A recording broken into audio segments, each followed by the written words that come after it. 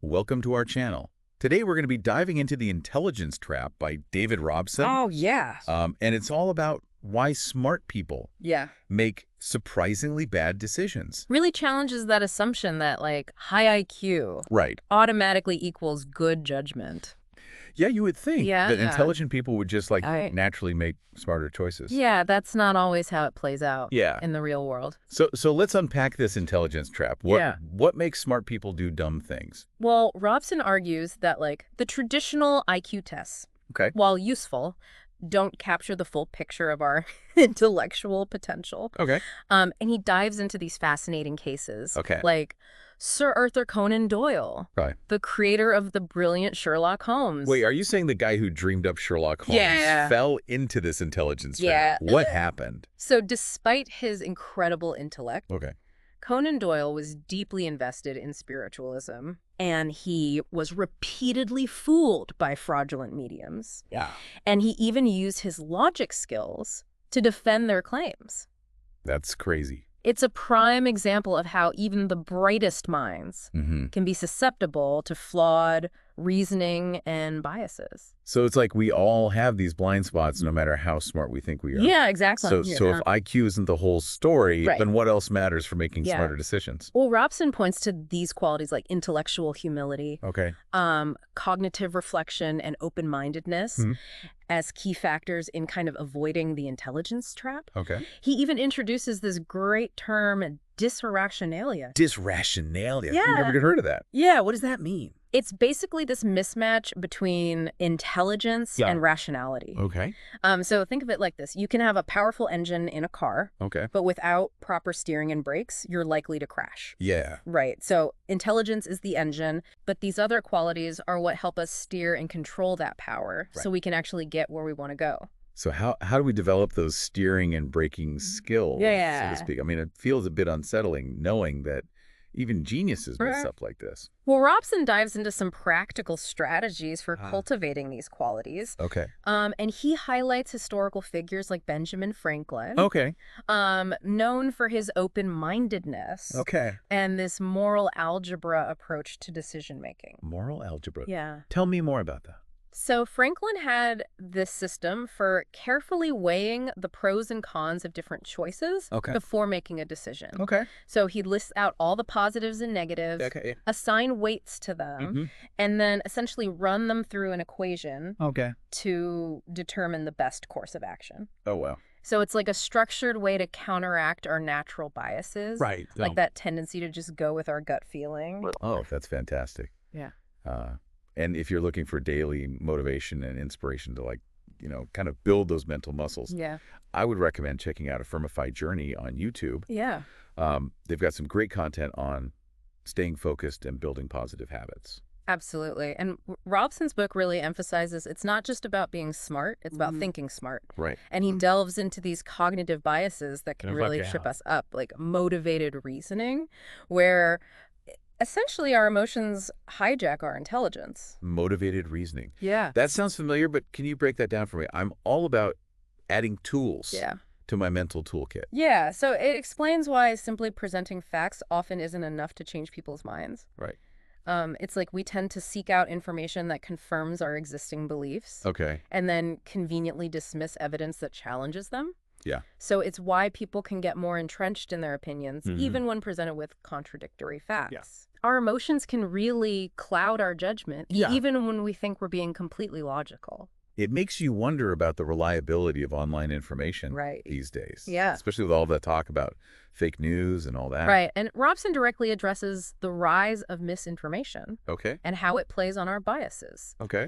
Interestingly, he uses an example of students from prestigious universities, Okay. even those in the Ivy League, Wow. struggling with these critical thinking exercises. Wait, even Ivy Leaguers, you'd think they'd be experts Right. at spotting misinformation. You would think. What kind of exercises trip them up?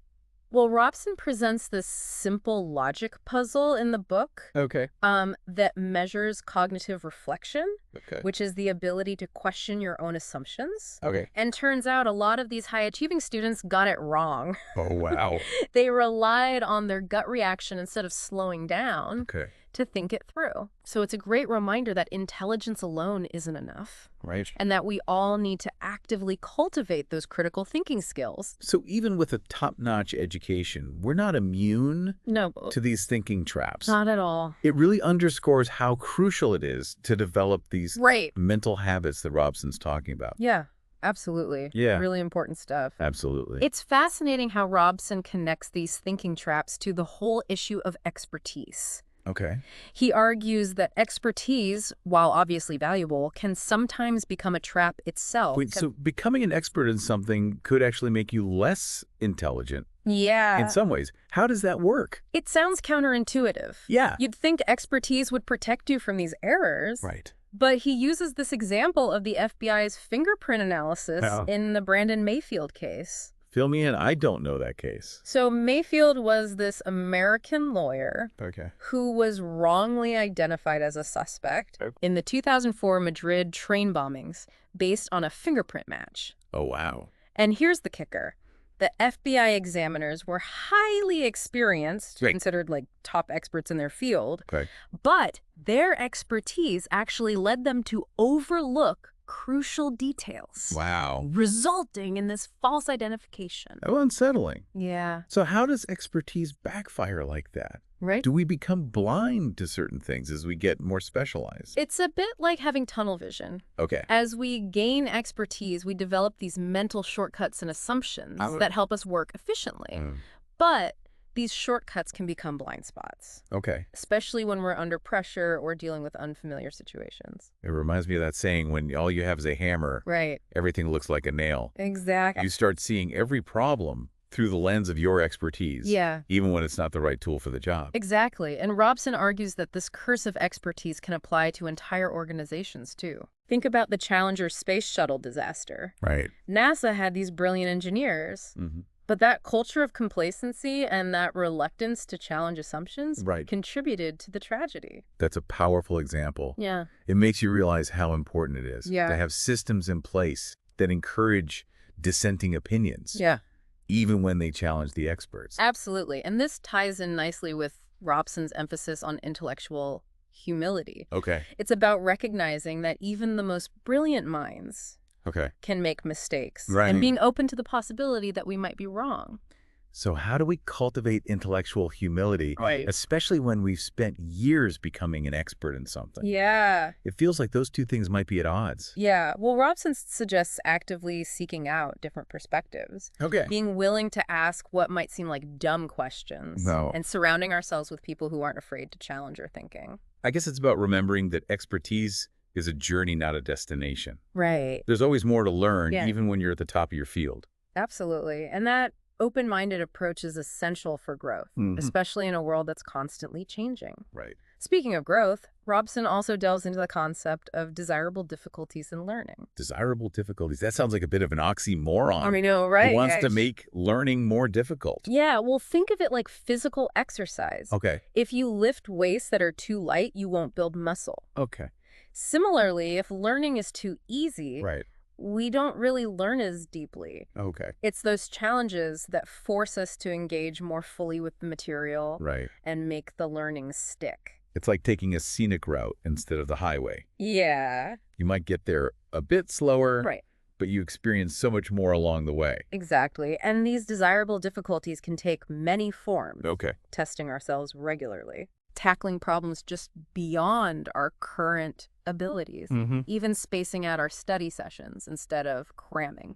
So it's about embracing that struggle as part of the learning process. Yeah. No pain, no gain, as they say. Right. And Robson argues that this applies not just to acquiring knowledge, but to developing those crucial thinking skills we've been discussing. Okay. He even uses the analogy of tortoises and hares to illustrate this. I'm intrigued.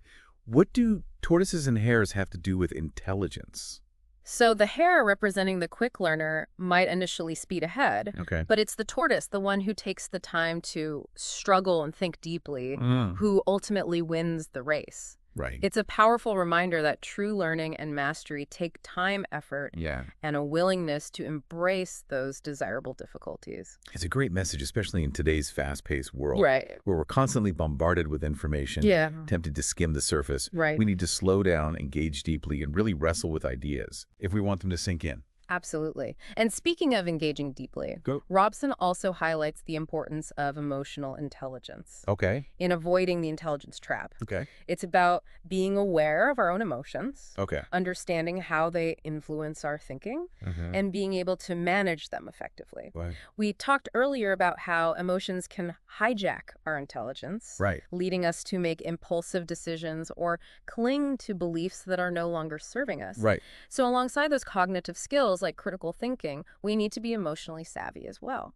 So how do we start building that emotional intelligence muscle? Well, Robson draws on research in psychology and neuroscience, suggesting practices like mindfulness meditation. Okay. He argues that mindfulness can help us become more aware of our emotions without judgment, Okay. allowing us to respond to them more skillfully. So it's about creating some space between us and our emotions. Yeah. So we're not just reacting on autopilot. Exactly. And he also talks about emotional regulation, the ability to control our emotional responses rather than letting them control us. This is a skill that can be learned and developed, Right. and it's crucial for avoiding impulsive decisions, Yeah. managing stress, Yeah. and navigating challenging situations with more clarity. That makes a lot of sense. We wouldn't want our emotions to be in the driver's seat all the time. Exactly. And Robson discusses this fascinating concept of somatic markers. Somatic markers. Yeah, I haven't heard that one. So there are these bodily sensations that signal our emotional responses to different Very- situations. Okay. And he argues that these somatic markers play a crucial role in our decision-making, Okay. often guiding us toward choices that align with our past experiences and values. So our bodies are giving us clues about our emotions all the time, Yeah, even if we're not consciously aware of them. exactly. It's like having an internal compass that can guide us if we learn to pay attention. Precisely. And Robson emphasizes that emotional intelligence also involves being able to differentiate between different emotions. Understanding the nuances of our feelings, rather than simply labeling them as good or bad. Okay. This helps us respond to challenges and opportunities with greater awareness and intention. It's like expanding our emotional vocabulary, Yeah. becoming more fluent in the language of our feelings. Exactly. The more nuanced our understanding of our emotions, Yeah.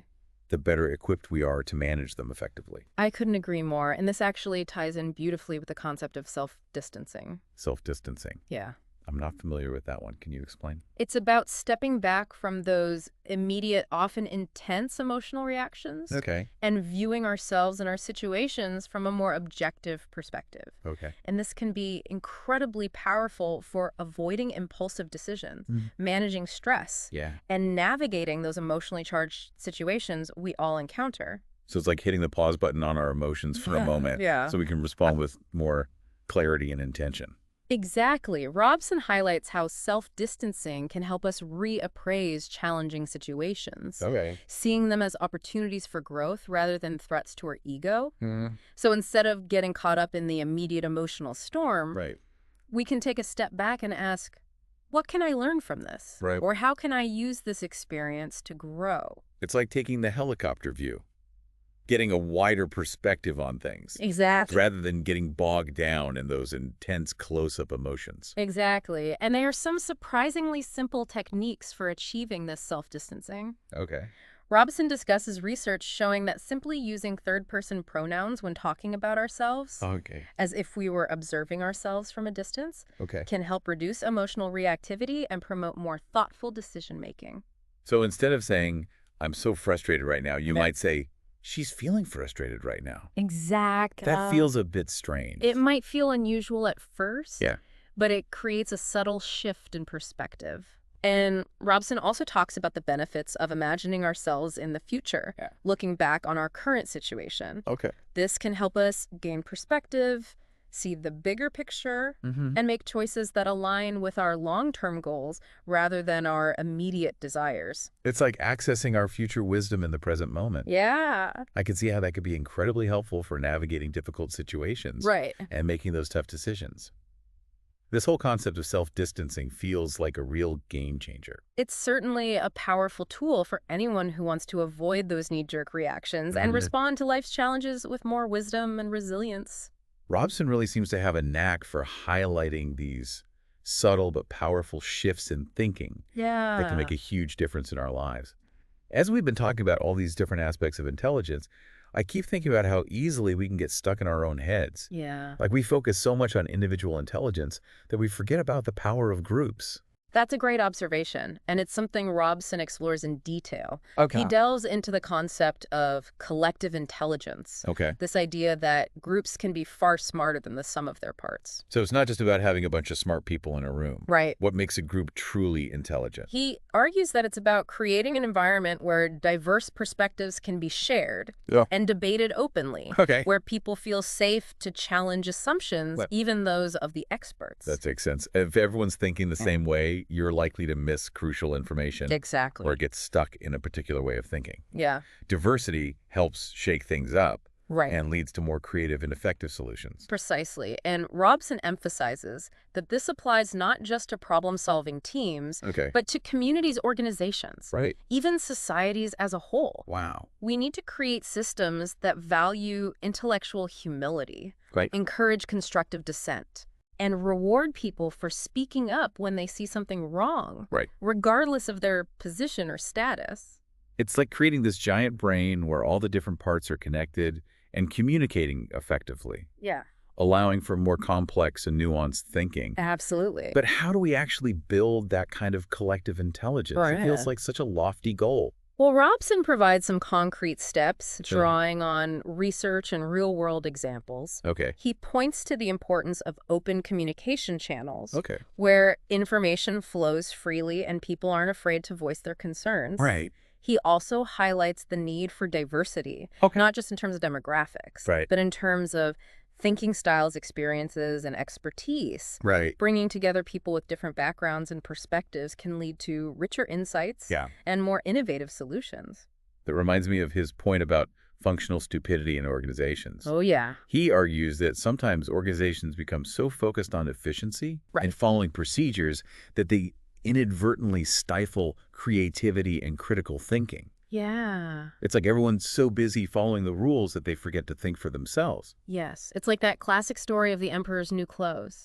Where everyone's afraid to point out the obvious truth because they don't want to appear foolish or challenge authority. And the antidote to that, as Robson suggests, is fostering a culture of intellectual humility. Exactly. Where questioning and constructive dissent are encouraged. It's about creating a space where it's safe to say, I don't understand, or I think there might be a better way, without fear of being punished or ridiculed. So collective intelligence isn't just about gathering smart people.